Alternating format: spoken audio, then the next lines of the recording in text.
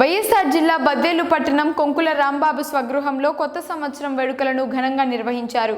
బద్వేలు పట్టణంలోని రాంబాబు నివాసంలో బలిజ సేవా సంఘం ప్రముఖులు, ఎలక్ట్రిక్ అసోసియేషన్ మరియు వారి మిత్ర బృందం ఆధ్వర్యంలో ప్రముఖ తెలుగుదేశం నేత సీనియర్ నాయకులు కొంకుల రాంబాబును నూతన సంవత్సర సందర్భంగా వారిని సన్మానించి న్యూ ఇయర్ కేక్ను అందరి సమక్షంలో కట్ చేసి వేడుకలు నిర్వహించారు.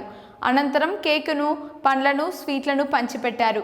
ఈ కార్యక్రమంలో బలిజ సేవా సంఘం ప్రముఖులు దత్తం వెంకటేశ్వర్లు, కొంకుల వెంకటరమణ, కొర్రపాటి సురేంద్ర, పెరుగు వెంకటయ్య, సుబ్బరాయుడు, అగ్రహారం శ్రీనివాసులు తదితరులు వేడుకలలో పాల్గొన్నారు.